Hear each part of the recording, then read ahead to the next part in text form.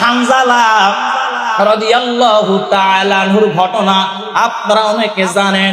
হযরত হানজালা রাদিয়াল্লাহু তাআলা আনহুর যেদিন ফুলসজ্জার রাত ছিল, বাসর রাত ছিল, সকালবেলা শুনতে পায় আমার নবীজি দুনিয়ার জমিনে নাই। আমার নবীজি সাল্লাল্লাহু আলাইহি ওয়াসাল্লাম উহুদের ময়দানে শহীদ হয়ে গেছে। হযরত হানজালা রাদিয়াল্লাহু তাআলা আনহু স্ত্রীকে ডাক দিয়া বলে, বিবি রে, আমার তলোয়ারি আমার হাতে দাও, আমার জান্ডাটা আমার হাতে দাও, আমি জিহাদের ময়দানে চলে যেতে চাই। স্ত্রী ডাক দিয়া বলে, স্বামী, আপনার উপরে গোসল ফরজ হয়ে গেছে, আপনি ফরজ গোসলটা করে যান। হানজালা রাদিয়াল্লাহু তাআলা আনহু ডাক দিয়া বলে, স্ত্রী রে, সময় নাই, সময় নাই, সময় নাই।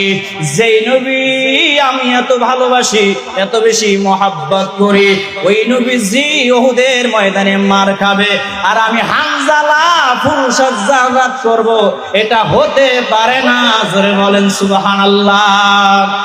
হযরত হানজালা রাদিয়াল্লাহু তাআলা আনহু তলোয়ারি নিয়ে দৌড়ায়, খোলা তলোয়ারি নিয়ে দৌড়ায়, দৌড়াইতে দৌড়াইতে উহুদের ময়দানে চলে গেছে। যুদ্ধের তামামা বেজে গেছে।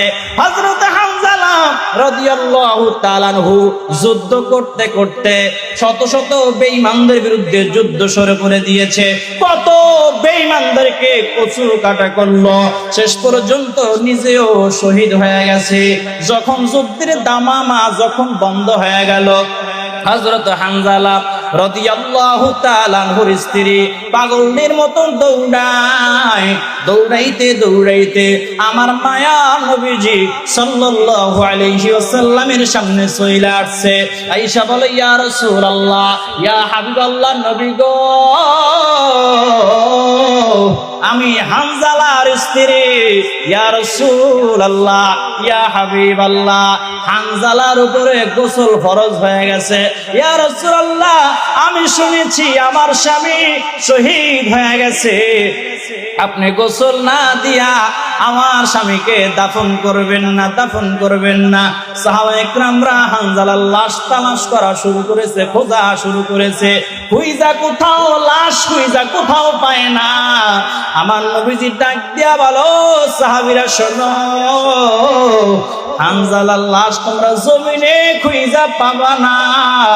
আমার হানজালার লাশ ফেরেশতারা মিছিল দিয়া দিয়া জান্নাতের মধ্যে গোসল দেওয়ার জন্য নিয়ে গেছে। আর